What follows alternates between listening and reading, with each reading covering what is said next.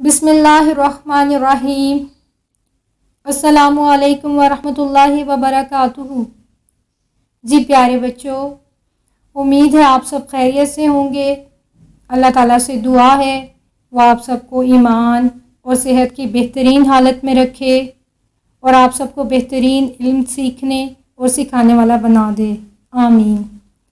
پیارے بچوں، آج ہم پارہ نمبر 6 سے اللہ تعالیٰ کی پہچان حاصل کریں گے۔ آئیے سورۃ المائدہ کی آیت نمبر 31 کا ترجمہ دیکھتے ہیں۔ ترجمہ یہ ہے: پھر اللہ نے ایک کوا بھیجا جو زمین کھودنے لگا تاکہ قابیل کو بتائے کہ وہ اپنے بھائی حابیل کی لاش کیسے چھپائے۔ یہ دیکھ کر قابیل بولا، افسوس مجھ پر کہ میں اس کوے جیسا بھی نہ ہو سکا کہ اپنے بھائی کی لاش چھپانے کی تدبیر کرتا۔ اس کے بعد وہ اپنے کیے پر بہت پچھتایا۔ جی پیارے بچوں، اس آیت سے پتہ چلتا ہے کہ اللہ تعالیٰ نے انسان کی رہنمائی جہاں انبیاء کرام سے کی، کتابوں سے کی، وہاں کوے سے بھی کی۔ آدم علیہ السلام کے بیٹے قابیل نے جب حابیل کا قتل کر دیا تو اسے بھائی کی لاش کو مٹی میں دبانے کا طریقہ معلوم نہیں تھا، کیونکہ یہ دنیا کا پہلا قتل تھا۔ لہٰذا اللہ تعالیٰ نے نہ صرف قابیل کو کوے کے ذریعے بھائی کی لاش کو دبانے کا طریقہ بتایا، بلکہ اس کے دل میں پچھتاوے اور شرمندگی کا احساس بھی ڈالا کہ اس نے اپنے بھائی کو قتل کر کے کتنا بڑا کبیرہ گناہ کیا ہے، ظلم کیا ہے اور بڑی ہی جہالت کا ثبوت دیا ہے۔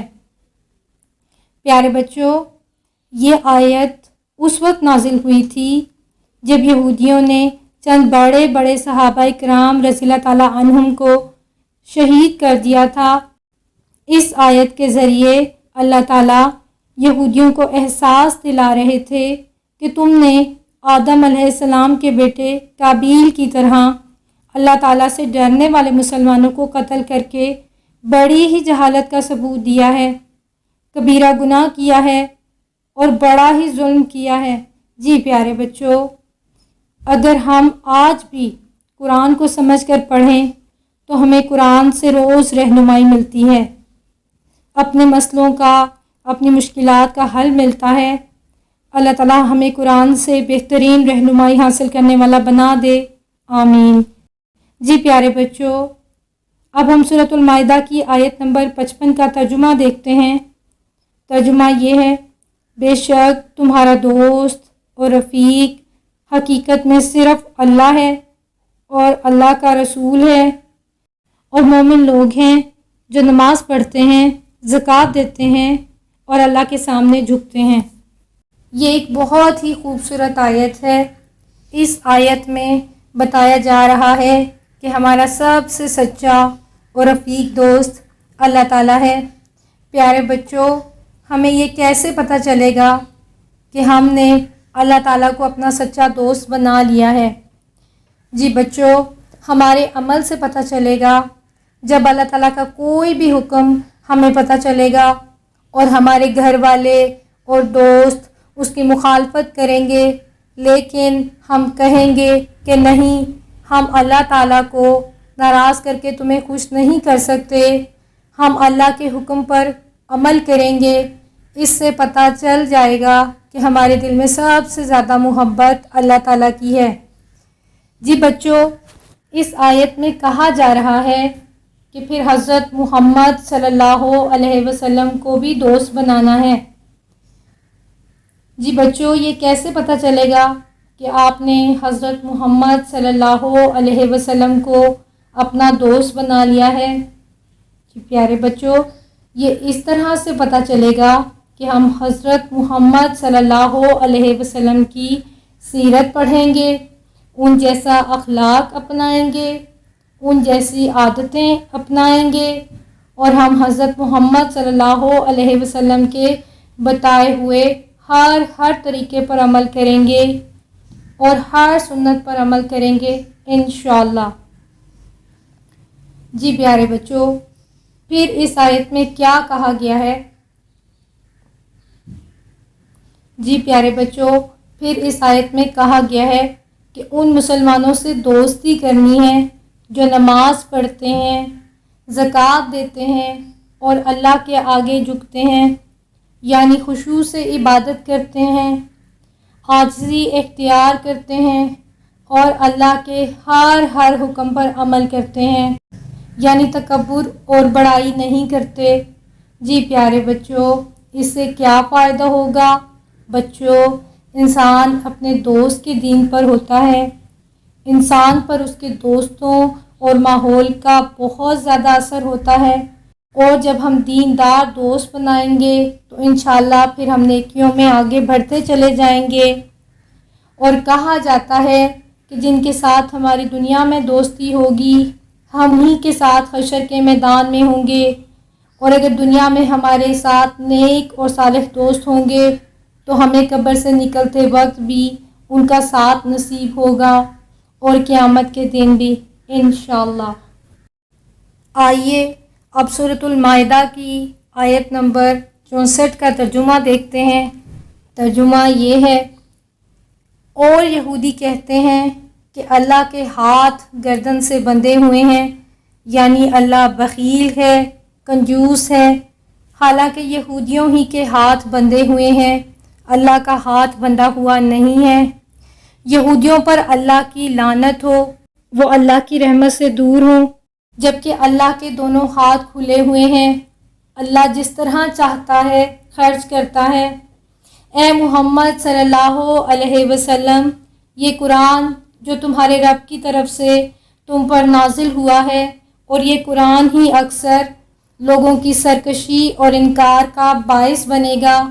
اب ان کے دلوں میں قیامت تک کے لیے دشمنی اور بغض ڈال دیا گیا ہے، ایمان نہ لانے والے مسلمانوں سے جنگ کرنے کی سازشیں کرتے ہیں، یعنی جنگ کی آگ بھڑکاتے ہیں تو اللہ اس کو ٹھنڈا کر دیتا ہے۔ زمین میں فساد اور لڑائی جھگڑا کرنے کی کوششیں کرتے ہیں، مگر اللہ فساد کرنے والوں کو ہرگز پسند نہیں کرتا۔ پیارے بچوں، اس آیت سے ہمیں سب سے پہلے اللہ تعالیٰ کی اس صفت کا پتہ چلتا ہے کہ اللہ تعالیٰ ہی کائنات کے سب خزانوں کے مالک ہیں اور جس طرح چاہتے ہیں خرچ کرتے ہیں۔ بچوں، آپ کو پتہ ہے نا، یہودی حضرت محمد صلی اللہ علیہ وسلم پر ایمان نہیں لاتے تھے، ان کو اللہ کا آخری نبی نہیں مانتے تھے۔ پیارے بچوں، ان یہودیوں کا کیا اعتراض تھا؟ جی، وہ کہتے تھے کہ نبوت ہمارے خاندان میں کیوں نہیں آئی، لہٰذا ہم نہیں مانیں گے۔ جی بچوں، اور یہودی کہتے تھے کہ ہم پر اتنی مصیبتیں آ رہی ہیں اور اللہ تعالیٰ ہمیں کوئی نعمت نہیں دے رہا، نبوت بھی نہیں دی، اس لیے اللہ کے ہاتھ بندھے ہوئے ہیں۔ جی بچوں، یہ ایک محاورہ ہے، ہاتھ بندھے ہونے کا مطلب ہے کہ اللہ کنجوس اور بخیل ہے۔ اللہ فرما رہے ہیں کہ ان یہودیوں اور ایمان نہ لانے والے لوگوں کو اللہ اپنی رحمت سے دور کر دے گا۔ کیوں؟ کیونکہ وہ ایمان نہیں لاتے تھے اور وہ اللہ تعالیٰ پر اعتراض کرتے تھے اور وہ قرآن کا انکار کرتے تھے، وہ مسلمانوں کی مخالفت کرتے تھے، ان سے جنگ کرتے تھے، سازشیں کرتے تھے اور یہودی زمین میں فساد کرتے تھے۔ یہی وجہ ہے کہ اللہ تعالیٰ کیا فرما رہے ہیں کہ وہ اللہ کی رحمت سے دور ہوں گے۔ جی بچوں، اس آیت میں اللہ تعالیٰ مزید فرما رہے ہیں کہ یہ یہودی قیامت تک مسلمانوں سے دشمنی اور بغض رکھیں گے اور جنگ کرنا چاہیں گے، لیکن اللہ تعالیٰ کی مسلمانوں پر بہت بڑی رحمت ہوگی کہ وہ اس جنگ کی آگ کو ٹھنڈا کر دیں گے اور ان یہودیوں کی چالیں ان پر ہی ٹھنڈی پڑ جائیں گی۔ جی پیارے بچوں، جنگ خندق یہودیوں کی چالوں اور سازشوں کی وجہ سے ہوئی تھی۔ انہوں نے سب ایمان نہ لانے والے مشرکین کو جمع کر لیا تھا اور کہا تھا کہ تم مدینہ کے باہر جنگ کرنا اور ہم مدینہ کے اندر سے جنگ کریں گے، لیکن بچوں اللہ تعالیٰ نے جنگ خندق پر ٹھنڈی اور تیز آندھی بھیج دی اور مسلمانوں کے دلوں میں خندق بنانے کا خیال ڈال دیا۔